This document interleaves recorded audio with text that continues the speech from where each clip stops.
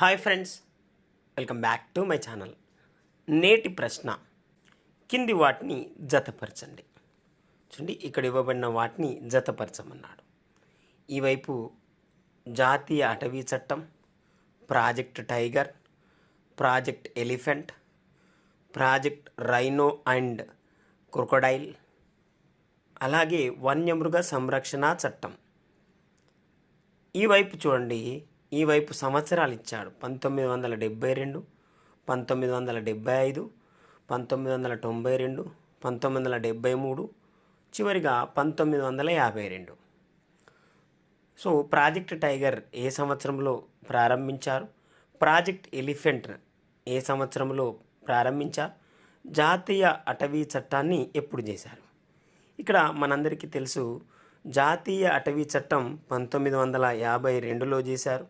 జాతీయ అటవీ చట్టం 1952లో చేశారు.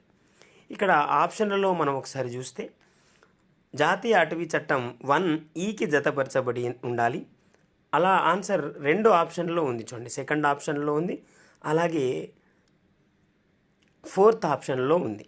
మరొక దాన్ని కనుక మనం చూస్తే వన్యమృగ సంరక్షణ చట్టం. చూడండి, వన్యమృగ సంరక్షణ చట్టం 1972లో చేశారు.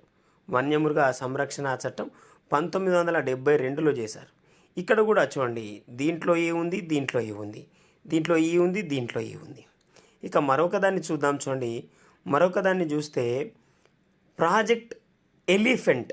చూడండి, ప్రాజెక్ట్ ఎలిఫెంట్ కనుక చూస్తే 1992లో చేశారు ప్రాజెక్ట్ ఎలిఫెంట్.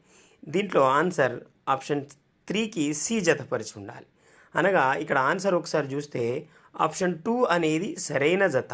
అనగా జాతీయ అటవీ చట్టం 1952, project tiger 1973, project elephant 1992, project rhino and crocodile 1975, వన్యమృగ సంరక్షణ చట్టం 1972. అనగా ఆప్షన్ 2 అనేది సరైన జత. Please like, share and subscribe to my channel. Thank you very much guys.